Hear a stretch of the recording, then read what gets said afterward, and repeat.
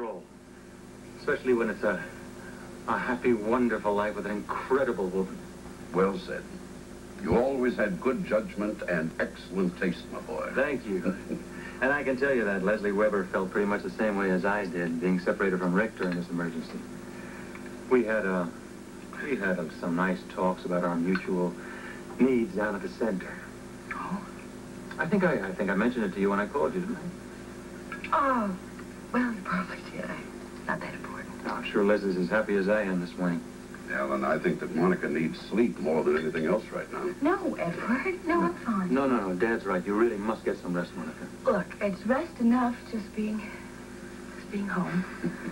And hearing voices other than those I've been hearing for the past weeks locked in the hospital. By the way, was I jumping the gun assuming that Rick is home with Leslie? I mean, he wasn't one of the people that had to stay on until relief came later on, did he? Well, I really don't know. Things got so hectic when the quarantine was lifted, I sort of lost track of people. You think he might still be there, then?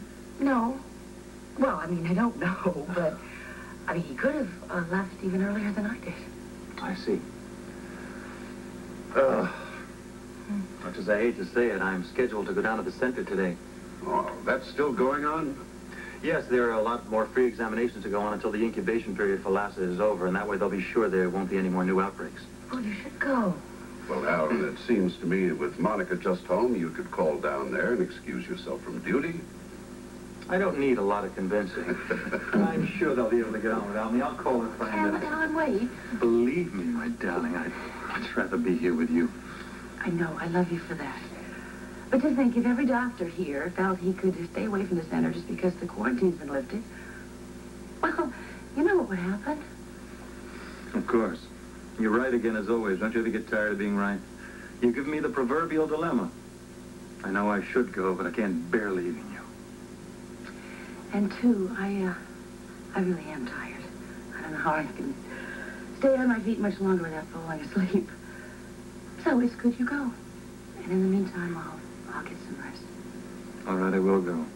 But reluctantly. Well, I'm going to take a sedative and go to bed, and hopefully when you get back, I'll be fit company. I can't imagine you being anything else but fit company, my dear. I love you. Have a good rest. Anything you need from my bedroom? No, I'm all dressed and ready to go. Unless, of course, you want me to take you upstairs and tuck you in.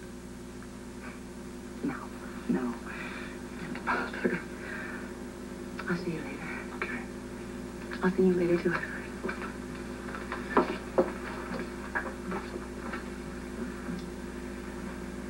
Well, I can see the change already. Change? In you. You have the look of a man who's just been relieved of a great burden. That's about it, I guess. I love her so much, Dad. So much that without her, I've got no life at all.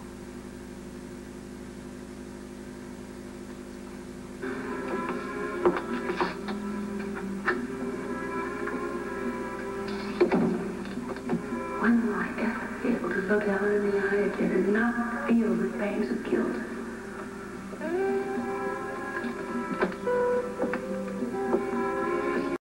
Monica, is that you? Oh, Gail. Oh, thank God I got you before you left the hospital. Well, they said it was urgent. What is it, Monica? I thought you'd be asleep. Gail, I can't explain right now. But please don't ever say anything to Alan or anybody else for that matter about what time I left the hospital last night, or what kind of condition I was in when I left. All right, Monica, I won't. Gail, please, I can't go into it. Just know it is the most important thing I have ever asked you. I can hear that in your voice. Gail, I'm sorry. I can't talk about this. I don't mean to sound mysterious. Just know it is vitally important that you don't tell anybody about me leaving or what time. Or please, don't say anything about you asking Rick to follow me. Of course. I understand. Thank you. Listen, now, you just try and get some rest, will you? Yeah, I will. All right.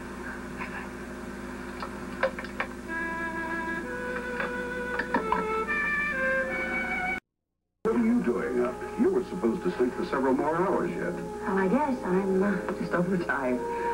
The sedative put me asleep for a little while, and suddenly I woke up, and I just couldn't drop off again.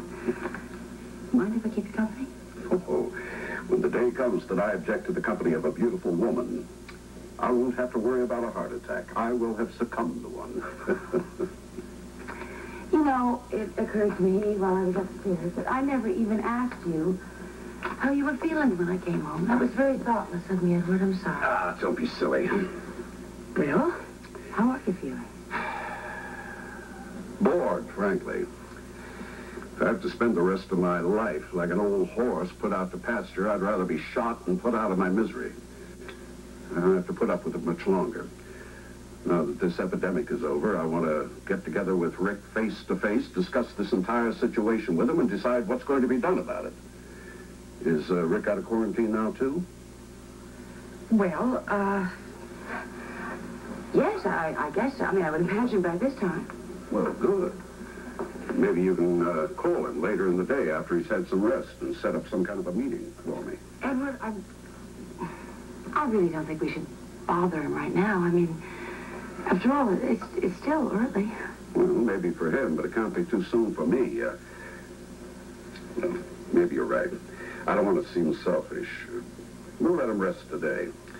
Then we'll wake him at the crack of dawn tomorrow morning.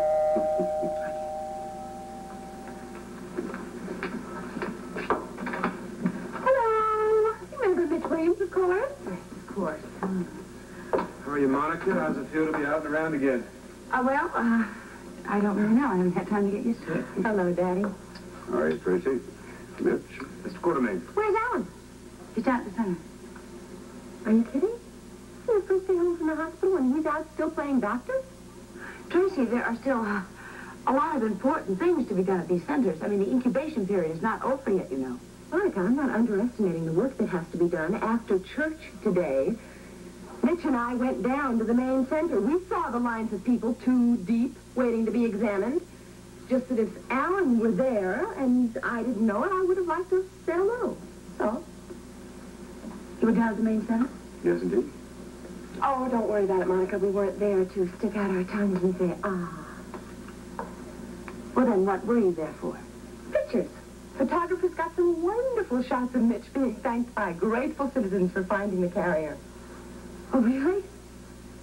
I thought it was Ann Logan who was responsible for that. No, only incidentally, she gave him the lead. But he followed up on it. If it weren't for him, that kid would still be out there spreading his germs around. Well, then I guess we owe you a great debt of gratitude. No, I was just glad to be of help.